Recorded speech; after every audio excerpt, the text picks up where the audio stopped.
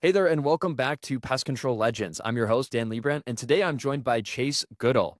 Chase is the president of Goodall Holdings and the owner and CEO of Pest Control Consultants, one of the fastest growing pest control companies in the Midwest and the largest privately held pest control company in Illinois.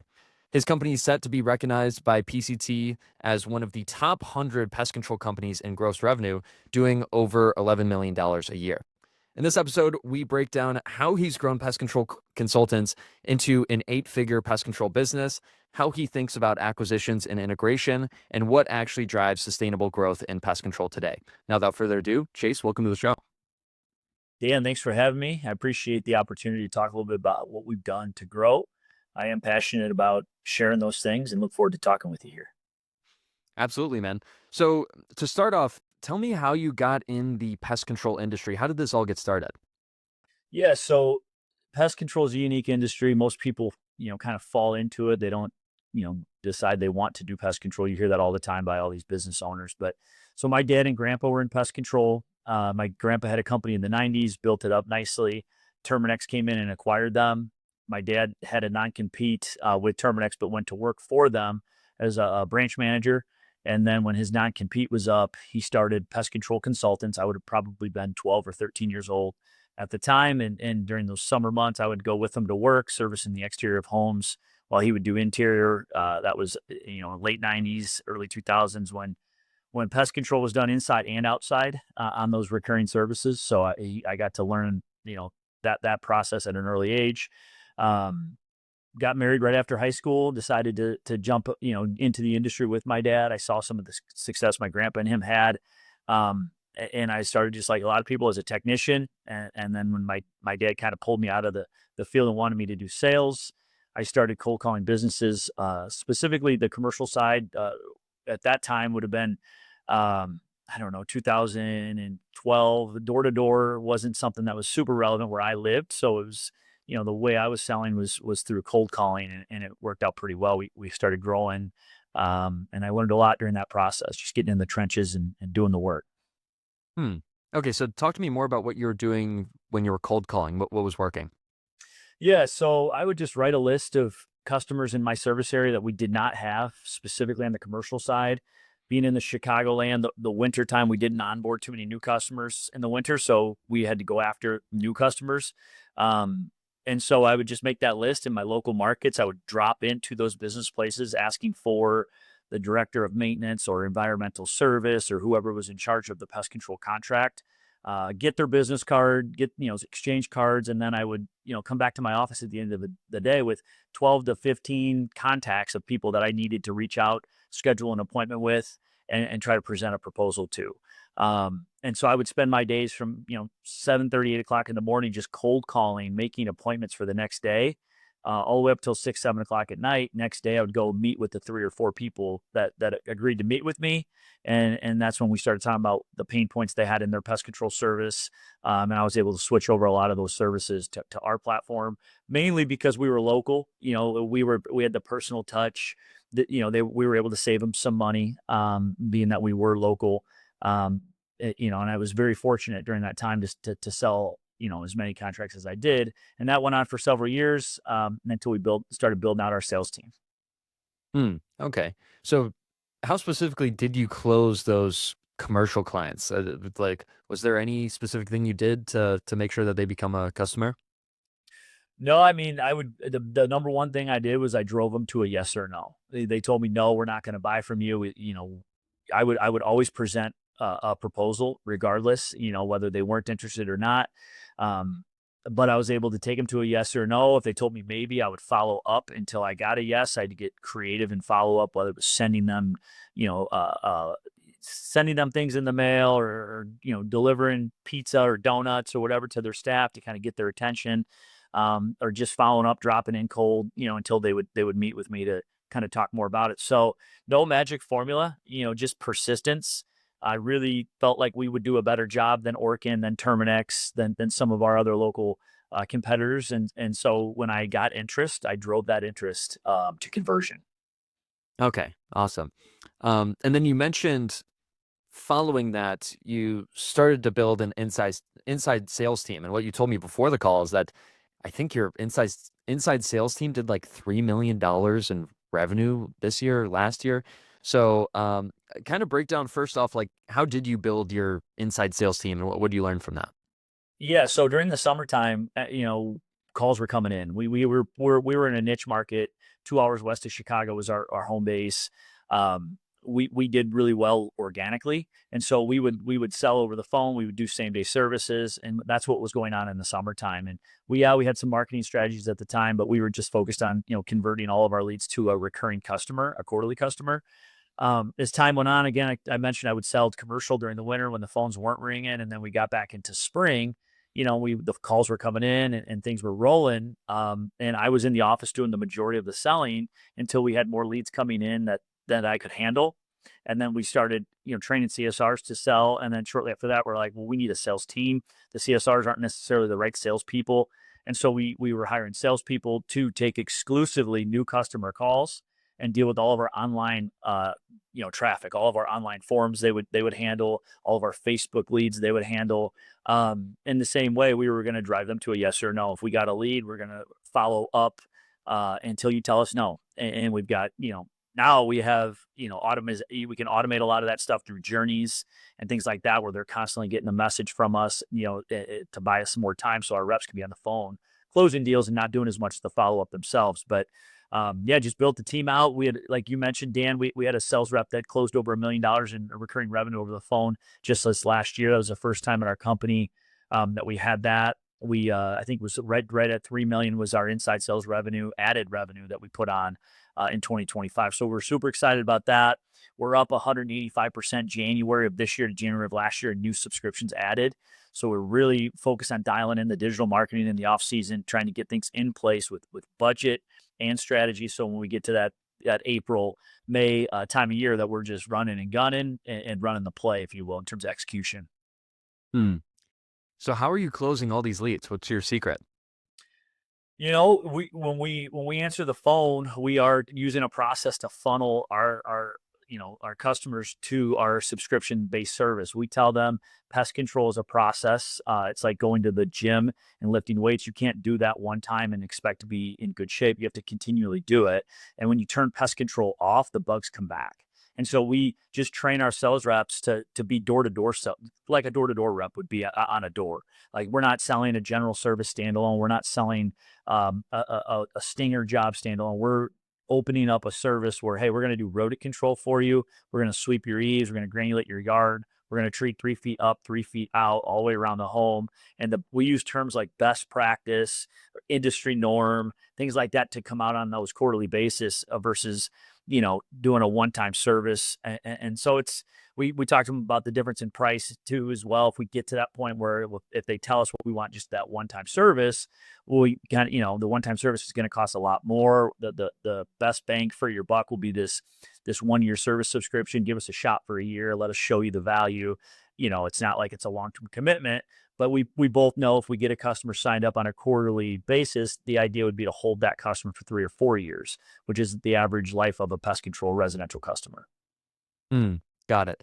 Um, I heard you pushing on the recurring services, and I told you I also listened to you on the Bug Bucks podcast, and you were talking a lot about making sure that you have customers ideally on recurring contracts. So for owners that might not be familiar, they might be doing a lot of one-time jobs.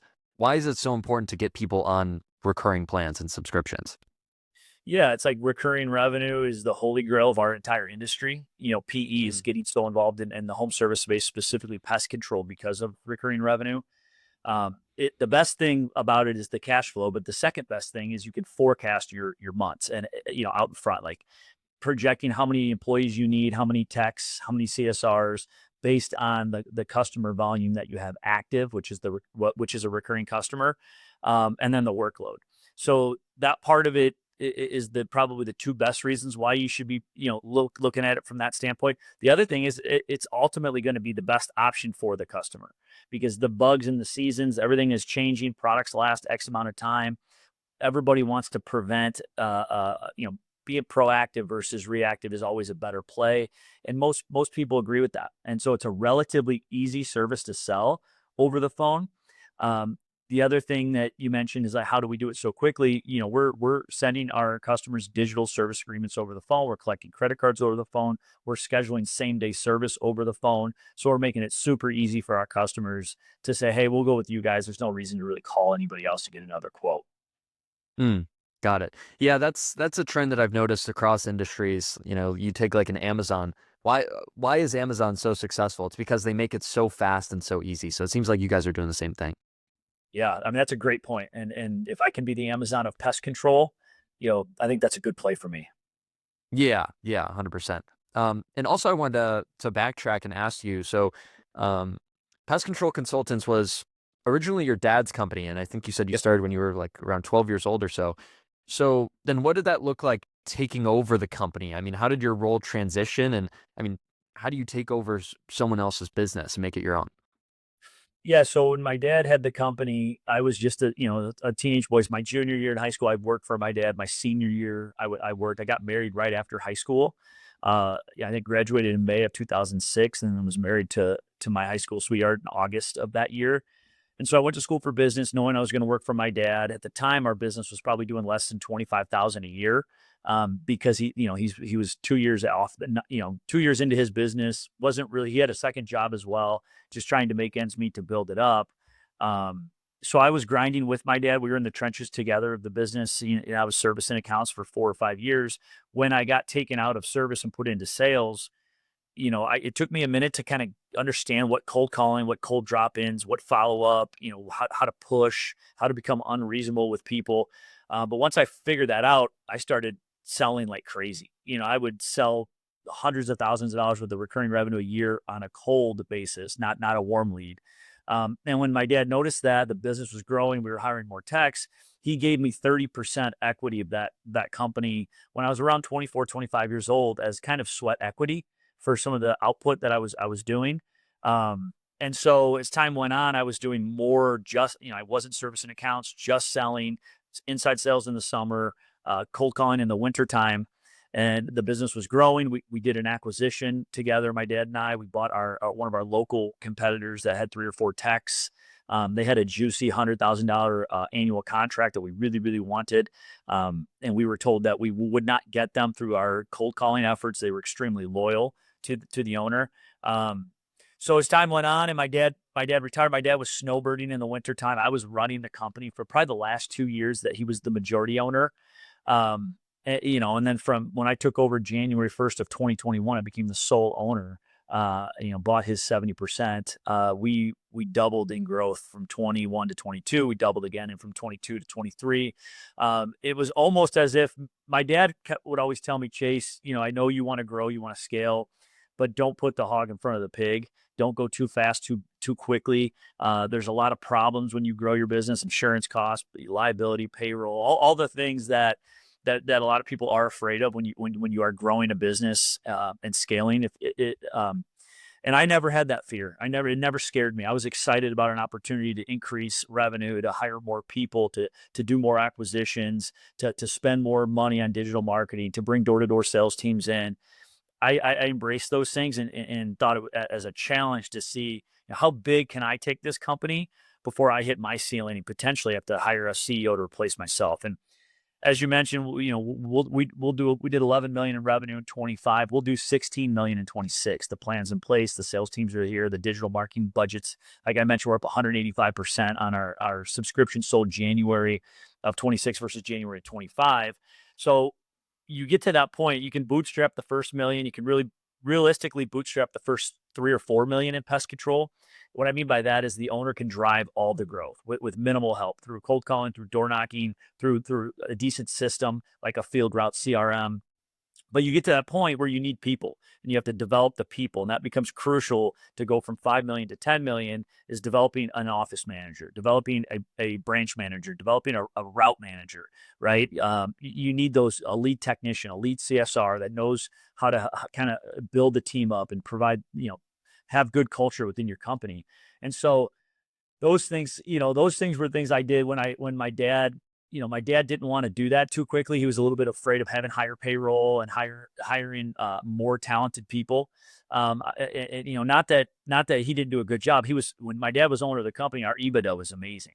because he was really good at cutting the fat off. Like, hey, we only need to do what we absolutely have to do. And he was really good at ordering product and only having what we needed, to make sure our margins were really, really good. But the growth mindset piece wasn't necessarily there for him as the Lord has blessed me with. And I always say Mm. ambition is priceless. It's a gift from God. If you're an ambitious young man or young woman, that's an incredible gift. And I'm grateful that the Lord gave me ambition, if I'm being honest. Yeah, no, I feel the same. I'm super ambitious, and I also agree. I mean, it's kind of a controversial take, but I agree with you. I don't know if you can train ambition. I think that's something that's just kind of innate. So, and that's the problem that I see with a lot of company owners that I talk to. They're like, hey, I'm at like 400K a year, but I'm kind of chilling. I mean, I could just grow, a few percent every year, and I don't want to have a big company. And I think there's nothing wrong with that. I think it should be up to you. I mean, you can make your company whatever you want it to be, right? Yeah, I mean, there's nothing wrong with us, what I call solopreneurs, that, one man bands, it's them and one other person. Pest control is very lucrative. You can have good margin when you're small, and that, like my dad did, so he didn't have to have big top line money to make decent amount of money, like you're saying. But it is an industry where you can replace yourself. It is an industry that can, or, the business, if you will, that can be very self running when it's done properly by having good systems, good processes, and good people. And for me, when I was with my dad was still the majority owner. I read the book E-Myth by Michael Mm. Gerber, Why Most Small Businesses Don't Work and What to Do About It, which, if you haven't read that book, to all your listeners, it's an amazing book that teaches you how to separate yourself from your business. He says in that book, I think that I always remember reading it, saying, if you think you're a leader but nobody's following you, you're probably just out for a walk. That's like, it's a really intuitive thing to say, but it's so true.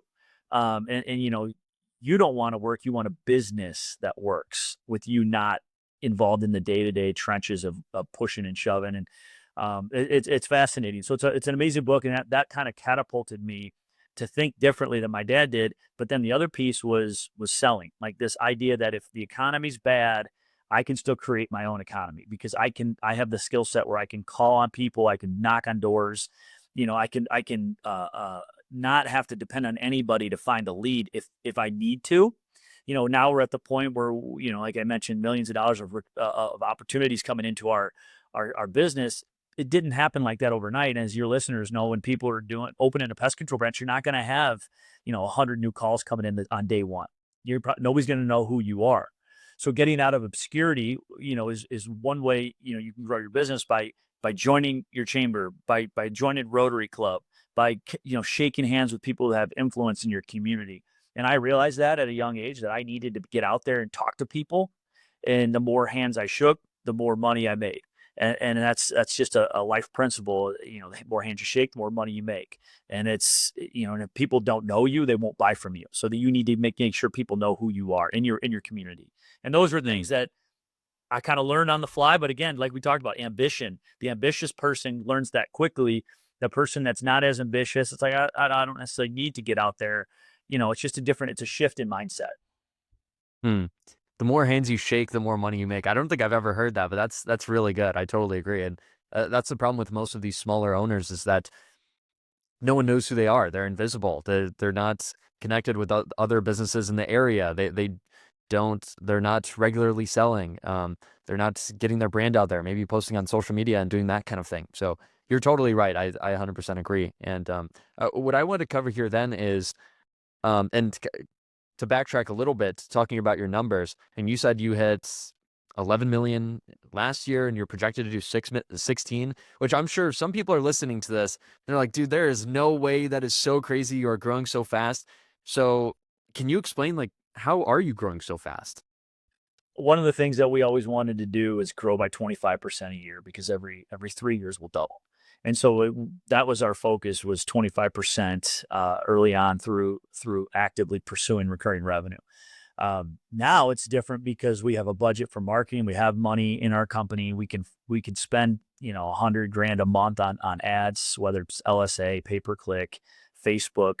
So we have that platform. We've also done 10 acquisitions since 2019.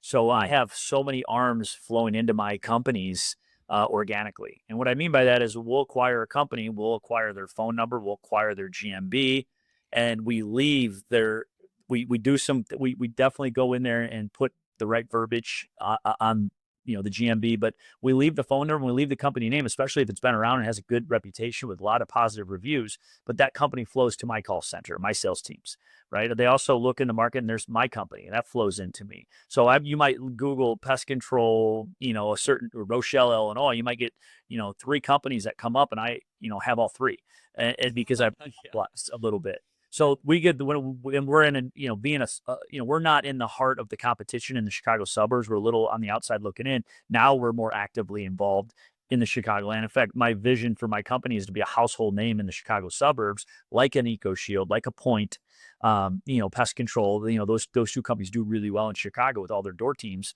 but we're right there too, and we're pushing that. We're switching a lot of their customers over.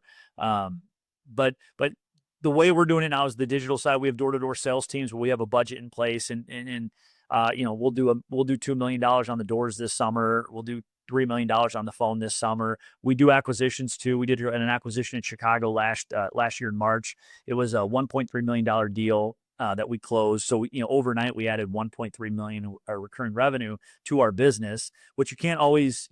There's no at this point. I wish I had 4 or 5 deals in my pipeline. But acquisitions, they come up, and if they're good and they make sense, and you have the ability to pursue it, then it's we've always done that. They don't always come up. I may have an opportunity in June or July that something pops up and someone says, "Hey, this is this opportunity. I've heard you're the guy that's buying all the companies out here."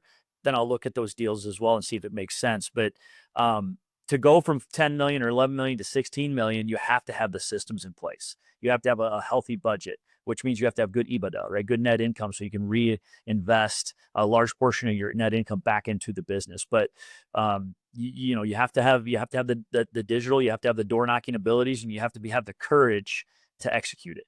And be willing to Mm. spend the money to get more money flowing into your companies. That's what I've been doing. Spend as much money as I can to get more money flowing into me, and I will spend money to get more recurring revenue all day long. Because I'd rather have recurring revenue than a bunch of cash in the bank. Cash is not Mm. king. Cash flow is king. And so making decisions about recurring revenue are easy. Let's spend the money to get more recurring revenue. Absolutely. I wanted to dive into those 10 acquisitions that you've done just fairly recently. Um, First off, I wanted to ask, and maybe you don't want to share, but has there been any like nightmare stories? Have you made any mistakes with acquisitions that you could share lessons from? Yeah, yeah. Yeah, I have. There's one particular deal. So the first acquisition we did was in 19. And it was a town 30 minutes from our home office, and that was the deal that they had that 6-figure contract. That company the owner of that company had actually sold 2 or 3 years prior to a new owner that had 4 or 5 pest control companies. But the original owner that had all the relationships with the customer list, because he was the one that built it out, he was working for the new owner. Well, the new owner and I had been talking behind closed doors for a little bit, and we had actually bought one of his companies a year or 2 prior. So I'm sorry, no, that was the first one we bought. We bought another one of his companies a year or 2 after. So this was the first one. Well, anyways, we cut a deal, and like a lot of deals, you don't say anything to the technicians until you sign on the dotted line and close. It's very private. And this was a 400 and some odd $1,000 deal. It wasn't a huge deal, but at the time it was, because we wrote a check for it. And it's not always easy to write a check for almost $500,000. So we closed it. We got the financing figured out. We met with the technicians, and the owner told me that we had a concern that the previous owner did not like us because I was switching over all of his counts.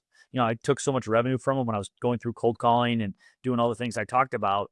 So my concern is that he wouldn't join us, and that he may go out on his own and start, his own business, because we couldn't have uh, being that the non-compete probably wouldn't fall in place with this. This would be the second time his company was sold. So fast forward, he never showed up. He did go out on his own. He took that 6-figure contract that we were wanting. That's why we really wanted to buy that company. And he probably took another 100 grand. So we, out of the 500,000 or 400, I think it was just under 500, if I'm being honest. He took 200K with him on the way out. And so we Mm. overpaid the business, but it gets better. few years ago, he called me back just a couple years ago and was like, "All right, Chase, I'm ready to sell. You know, you want this account. I want to, I'm not going anywhere." And I told him basically, no, I'm not interested. I'd have to be a complete idiot to buy your business after what you did to me there. Taking those accounts and not even giving us a shot to kind of bring you on board or whatever. But he kept calling me the same way I kept calling on all his customers and switching them over. And finally, I picked up the phone and said, "All right, what do you have? What's going on?" And he knew the one particular account, the six-figure account. And long story short, I bought his business for this, those customers for the second time in about a 5-year span. But this time I only spent about 60 cents on the dollar for him. And it was a seller finance deal. So I knew that I wasn't going to pay him unless the account stuck with me, which was really smart. But I did learn a lesson. There's a lot of guys that would never do that. But again, if it lines up with your goals, if your recurring revenue is the primary focus, if growing to a certain top line is a priority, then, which it was for me, it made sense for me to acquire that six-figure deal. Even though it was like, dude, this guy screwed me. He's an asshole. He does not like my family, doesn't like my business. And yet I went and bought them for the customers for a second time in a 5-year period. So that I don't recommend that all the time. It worked out for us. We still have that large account, and we've actually grown that. They've acquired more stores. We've gotten more stores from that deal. But that's one little story where it's like, okay, a lot can go south when you don't know what you're doing, on that M&A side. Dang. Okay. So you have to make sure that you keep those accounts.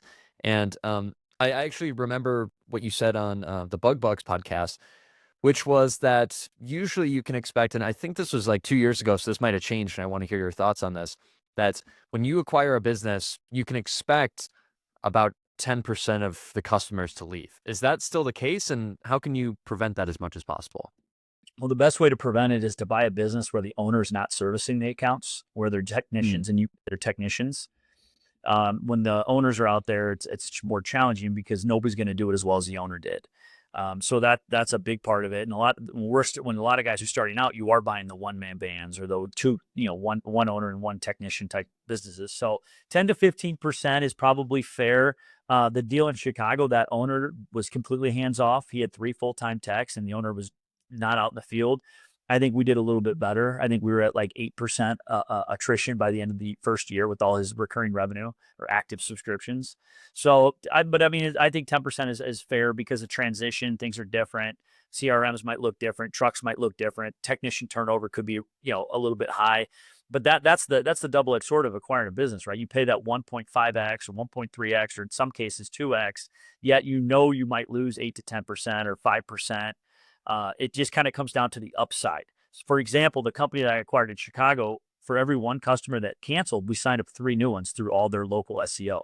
They had 6 GM listings in the Chicago markets, and every one of them had 250 5-star reviews or more. So we would get free leads, right? They're just calling in because they're filling out the forms on the website that we acquired that we're not paying anything for, and we would sign up new customers because of the flow that you already had out there. And that's one thing I think people should look for in acquisitions. that's awesome. Yeah, I actually really like that strategy. I think you're the only one I've heard it from of like maintaining all of the other companies' assets, which I know a lot of people usually combine websites, combine Google Business Profiles, or rebrand the Google Business Profiles. So you're saying across all the assets, I mean, even like the Facebook profile and the Yelp, you're maintaining all their stuff? Yeah, the biggest one is the GMB, the Google listings that you're talking about. And you Mhm. make sure that the numbers are going to our call center, so we're getting whether they call from that page or our page, it's coming to us. But we do want to be the bigger brand, right? Pest Control Consultants is the brand. But if I acquire a company and they have a good website, I might leave it for a year or two and see how many forms come in. If there's not much movement, we'll switch the site over to our site. In this case, out in Chicago, where the digital was done so well, we're still talking about whether we want to switch it over to our website, but we're looking at its performance. We're like, man, this is when we're getting a ton of free leads from this website. So why switch it? Now, we did go into their website and say, this pest control company is now part of Pest Control Consultants. So people know that. It's very visible. We tweak all the verbiage on the listing. But yeah, we've got 2 or 3 companies that do perform well in their markets that we've left their website and we've left their GMB listing, but it all flows down to us. Eventually, the idea is to tuck everything in and make it our website. But within the first year or two of the deal, you want to kind of keep an eye on that. Yeah, no, that totally makes sense. And also, I wanted to ask you, in terms of size of company you're acquiring, and you kind of hinted at this with not wanting it to be, just a sole operator, but is there like a minimum size you're looking to acquire? Can there be a company that's too small? No, I mean, I've bought in one route, we will look at a route that's quarter, $250,000 route. If it makes sense, it's in our area, we'll pay for it. We'll go get it. I like to do deals that have two or three technicians. Going into last year, I'd never done $1 million deal. And so that deal in Chicago was my first $1 million deal. It was a $1.3 million recurring revenue. We paid 1.9 million for it. And I do it again over and over. Now I want to do a $2 million deal, $3 million deal. When you get up into the $2 to $3 million in revenue, if most of it's recurring, now you're talking the multiples that everybody talks about in our industry. And so if you're going to get a $2 million business, you better be prepared to pay four and a half for it because of the Mm. asset, the trucks, all the credit cards, the contracts they have on file, all the things that can make a business more valuable, auto pay, all those things. So it's not easy to pull off acquiring a $1 million business or more. It gets harder and harder to finance. Our company is privately held, like you mentioned, so we don't have PE money. When we buy a $2 million business, it's coming out of, the cash flow of the business. It's coming out of my personal cash. I have to borrow against, I have to have the banks typically want collateral when they're not going to give you $2 million for a book of business that holds no value to the bank. But if you have real estate with equity, they'll attach it to that, and then they'll loan you the money all day long. So I try to buy one piece of real estate a year with a good amount of equity that's going to in a location that's going up in value. And that way I have some ammo if I find a deal and don't have to bring in partners because I have the real estate portfolio that the banks love to see. Hmm. Interesting. Okay, so you're getting those real estate properties and then leveraging those, and that can be an asset that you can Yeah, because you can. sacrifice. That's right. I mean, I have a line of credit on my home. I have a large amount of equity in my home. I have money I can take out of that at any point. I keep active, right? If a deal comes up that I want to pursue, I have that opportunity there. If I have equity in properties that I own and I want to borrow $2, $3 million, I have cash to put 10% down or 20% down, but I have no way of coming, I can't write a check for $2 million or $3 million, but I have real estate holdings that have good amount of equity. I'll just sign off as a lien, if you will. The bank, Mm. has that second mortgage, but they'll fund my deal now because they have collateral to satisfy. And so that's what I mean by that. It's not something that, it's not something, and then on top of that, these are income producing properties more often than not. So, it's just good to have that. Real estate does that better than anything in terms of, freeing up some cash. Yeah, definitely. No, that's super smart. And with this biggest acquisition that you did recently, the $1 million one, what did you learn from it, and what are you going to take from that moving forward into your bigger acquisitions? Would you say plan on doing a two, three, and bigger acquisitions? Well, Dan, great question. There's an answer that comes to mind immediately. This was the first time I used a broker. All the other Mm. deals on million, I've done due diligence myself. I've done all the legwork going through their CRM. I've done all the negotiating the price on what I'm willing to pay, not pay. What we did is this particular deal required 20% down, and then I was financing the 80% of the 2 million. We'll call it 2 million bucks. So I put 10% down in cash, but we negotiated the seller to hold back 10%. So I satisfied the 20 that the bank wanted. But in order for the 10% that the seller held back to qualify, all of his quarterly customers, which the majority of his recurring revenue was all quarterly, I would need to get two quarterly services from those customers in order for that 10% to qualify as revenue that I would owe the seller within 6 months of our close date. So I had like an attrition clause there, right? It protected me Mm. if I did a quarterly and then the second time around they canceled that customer, I no longer paid for that customer. And I got to give a huge shout out to Dan Gordon and Brian Post over at PCO Bookkeepers because Dan actually, I mean, both of them really, did that due diligence. They negotiated that on my behalf. We were going they were using Gorilla Desk, so we were scrubbing the customer list, ensuring that the customers were active, up to date on billing and service. So obviously, if you get into the trenches of $1 million or more acquisition, you want to have that due diligence team to do that because it's all the money that it's taking you to acquire that. But the holdback clause, right, the protection of, hey, you're gonna finance the 10, but in order to qualify, I have to see services being rendered. That saved me, it ended up saving me well over $100,000. Mm. Wow, that's incredible. Good to know. And then you said that you're estimated to do 16 million. I mean, how do you estimate? How do you know that you're going to do a number like that? Well, we look at our sales from last year, like our inside sales were right around 3 million over the phone. We're going to increase our budget on LSA. LSA is the number one platform. You know, all your listeners are probably curious, right? LSA, when you dial in the LSA properly, that to me is the most powerful form of digital. And we're doing that really, really well. We're using pay-per-click, the Google ad platform, and we're doing that really well. We're doing some meta stuff with Facebook. But those are the three. But the LSA stuff, we have everything so integrated into our phone operating system, our CRM. We're doing a lot of win backs, which meaning we're going through all of our customers that have canceled service and signing them back up at a low initial, kind of like a door to door account would be. Mhm. So we're forecasting based on what we did the year prior. We're looking at economical fact. Like we think the economy is going to start roaring this year again, based on what we were seeing from Q4 and into Q1. We think it's going to pick up, and interest rates are coming down, things like that.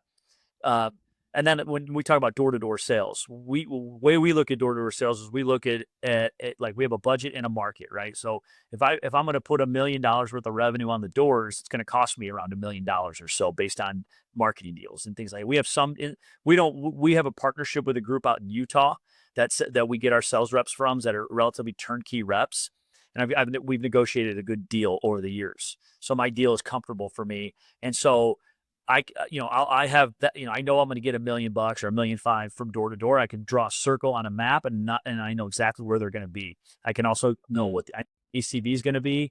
And I know what it's going to cost me. So I have my marketing deal. I have my door to door deal over here. I have my inside deal based on what my marketing did last year and how well it performed. And forecast if we at least do that again next year. Plus, we're adding more to our budget because we've grown by so much. I think we grew by 58% collectively over my 4 branches that I have last year. So we're also opening a branch this year. We're going to be opening in a new location. I don't want to share the location just yet, but we're going to be doing that from scratch. And we'll take that from 0 to $1 million over the course of 4 or 5 months with the door to door team. Mm. So I'm a part of that too. Okay. So starting that new branch, tell me what goes into it. I mean, so you're gonna just strictly door to door. What else? No, door to door is going to lay the foundation, and then we'll move over to Okay. digital. We've got Okay. partnerships, door to door sales reps that are really really top 1% of what they're doing. But you need to create an LLC. Need to determine your partnership, what the members of the LLC are who they're going to be, what percentage are they going to own, what are their roles going to be, and you finalize the LLC. With that, you get a tax ID number. You'll need a tax ID number to open a checking account for the business. You'll also need a tax ID and an LLC to get a lease at a location, right? The landlords want to see that. You also, you need to get a field routes a platform going, a field routes office if you're using field routes, which we do. We need to get a local SEO page going in the new market, which we will, and then we need to get a GMB page, and we need to get our marketing set up on that platform. We need to get our website going where we have a new service area that's all built in. So those are all the things that we need start techs for the summer. When's our start tech going to be? What dates are our reps arriving so that we're going to start selling? And this particular deal, me and my partner, me and my 2 partners, we're going to go to the service area for 2 weeks, and I'm going to knock with my partner and my other partner. He's going to be our start tech. So we're going to put on the first 150, 200 accounts, get our hands in on this, you physically be a part of growing this business, getting our hands dirty, and then doing the work so we free up some cash flow. And then when we go back to our corporate office, which me and one of my other partners is actually my brother, who's my regional branch manager, the sales team's going to arrive after we lay the foundation of the first couple hundred accounts, free up some cash. So Mm. we're excited about That's that awesome. opportunity. Yeah, definitely.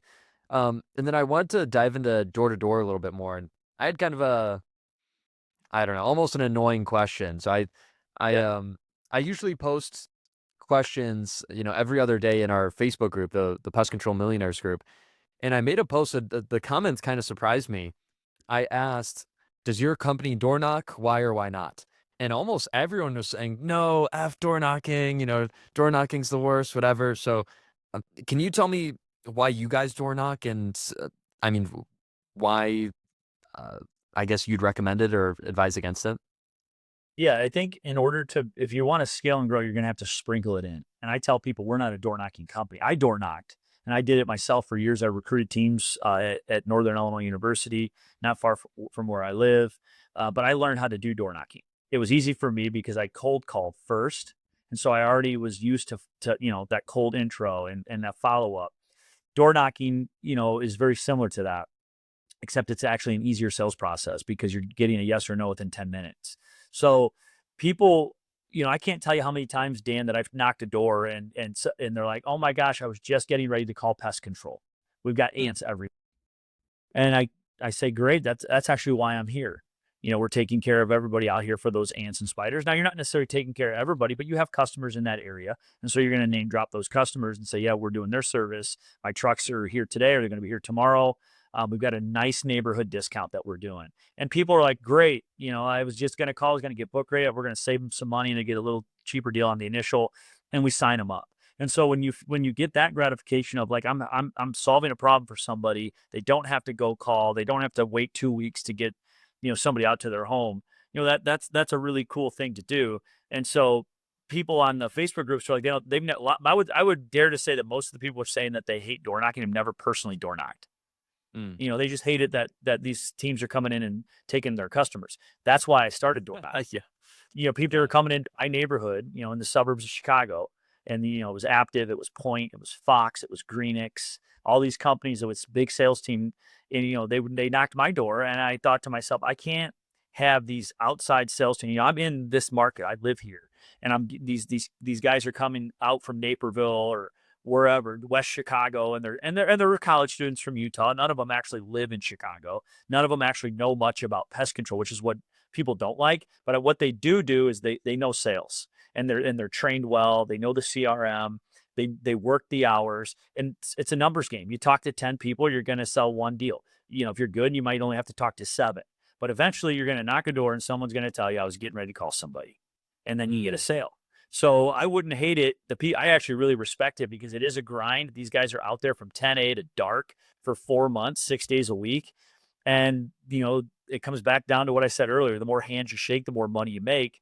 You got to get in front of people. And that's why I love door to door. And that's why I did door to door. And now that we're scaling, we can't, I can't go out and do door to door, being the CEO of a company in 4 states with 80 employees, right? I can't, my role is no longer doing that, but that culture and that DNA is still in our company. And as long as Mm. I'm around, it'll continue to be in our company. Love that. Yeah, no, I think it definitely gets too much hate, and I totally agree, especially with areas that have a lot of pests and maybe neighbors that are dealing with lots of issues. It's like, hey, look, we're just coming here to help. I just, are you dealing with any issues? Is someone already helping out? Are they doing a good job? So, yeah, I think it's totally fine. There's nothing like I think it definitely gets too much hate. Yeah, no, I always tell everybody when I one of my pitches was knocking a door. "Hey, did your neighbor John tell you I'd be stopping by?" No, he Mm. didn't.